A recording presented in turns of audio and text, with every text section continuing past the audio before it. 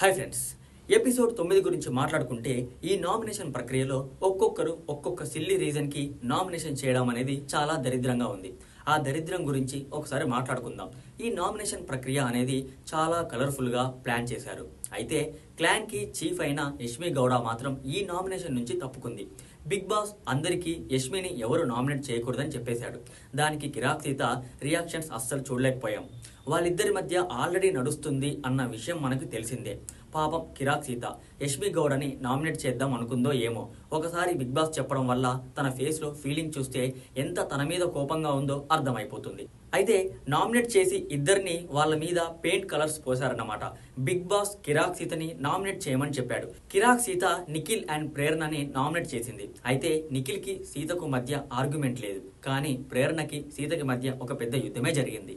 ప్రేరణ ఏమో మా చీఫ్కి ఇంపార్టెన్స్ ఇస్తామని వాదిస్తుంటే సీత మాత్రం తప్పు చేస్తూ చీఫ్ లేదు ఎవరు లేదని నిలదీసింది. నెక్స్ట్ అభి నామినేషన్ చేయడానికి వచ్చాడు. విష్ణుప్రియని నామినేట్ చేస్తూ నీ దగ్గర నుంచి ఎలాంటి పర్ఫార్మెన్స్ చూస్తానని నేను ఎక్స్పెక్ట్ చేయలేదు. ఇక నుంచైనా నువ్వు బెటర్ పర్ఫార్మెన్స్ ఇస్తావని ఆశిస్తున్నాను. దానికోసం మాత్రమే నేను నిన్ను నామినేట్ చేస్తున్నానని విష్ణుప్రియ నామినేట్ చేశాడు. నెక్స్ట్ ఓం ఆదిత్యని నామినేట్ చేస్తూ అన్న మీరు ఎవరితో కలవట్లేదు, ఒక్కరే ఒంటరిగా ఉంటారు, అది నాకెందుకో నచ్చట్లేదు అని నామినేట్ చేశాడు. దానికి ఆదిత్య ఓం ఏం చెప్పాడో తనకే అర్థం కావట్లేదు. అసలు ఏం చేద్దామని బిగ్ బాస్ హౌస్కి వచ్చాడో చూసే ఆడియన్స్కి మనకు అర్థం కావట్లేదు. నువ్వు నాకు ప్రోమో కోసం ఫుటేజ్ అంటాడు, ఇంకోసారి నేను ఈ బిగ్ బాస్ టైటిల్ గెలవాలి అంటాడు, ఇంకోసారి ఫిజిక్ గురించి మాట్లాడతాడు. ఒక్కో దానికంటే ఒక్కో దానికి కూడా లింకు లేదు.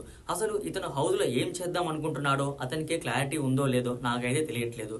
అతను కలర్ పోయించుకునేటప్పుడు ఒక్కొక్క డిఫరెంట్ పొజిషన్ ఇస్తున్నాడు. అది కామెడీ అనుకోవాలో సంథింగ్ ఇంకేమైనా అనుకోవాలో చూసే ప్రేక్షకుడైతే ఏంట్రా వీడు ఇలా ప్రవర్తిస్తున్నాడు అన్న ఫీలింగ్ అయితే ఖచ్చితంగా కలుగుతుంది. వయ్యారి సోనియా ఆకుల పెద్దగా చదువుకున్నదని టెక్ ఎక్కువ ఏంటో తెలియదు, కానీ తనకి నోటికి ఇష్టం వచ్చినట్లు మాట్లాడుతుంది. సీతని నామినేట్ చేస్తూ నీకు ఏ టాస్క్ ఆడడంలో క్లారిటీ లేదు, అసలు నీకు మైండ్ పనిచేయట్లేదు అన్నట్టుగా రెచ్చిపోయింది. దానికి సీత నవ్వుతూ మరి క్లారిటీ నీకుందా అని అన్నది. అలా సీత ఆకుల సోనియా మధ్య డిఫరెంట్ వార్ జరిగింది. ఆకుల సోనియా మాట్లాడుతుంటే సీతకి చిరాకు వచ్చి బొక్కలో క్లారిటీ అన్నది. దానికి బొక్కలో క్లారిటీ నన్నే అంటావా అని చెప్పేసి ఆకుల సోనియా రెచ్చిపోయింది. దానికి సీత నిన్ను అనలేదు, బొక్కలో క్లారిటీ అని నన్ను నేను అనుకున్నాను అని తనతో వాదనకు దిగింది. అలా ఇద్దరి మధ్య గొడవ పెద్దగానే దారితీసింది. ఇక్కడ తప్పు ఎవరనేది చూస్తే ఆడియన్స్ కి తెలుస్తుందేమో. నా పాయింట్ ఆఫ్ వ్యూలో సోనియాదే తప్పని ఫీలింగ్ కలుగుతుంది. సోనియా విష్ణుప్రియ మీద గట్టిగా పగబట్టేసింది. ఎందుకంటే విష్ణుప్రియ పృథ్వీతో మాట్లాడడం తనకు ఇష్టం లేదేమో అన్న ఫీలింగ్ అయితే కలుగుతుంది.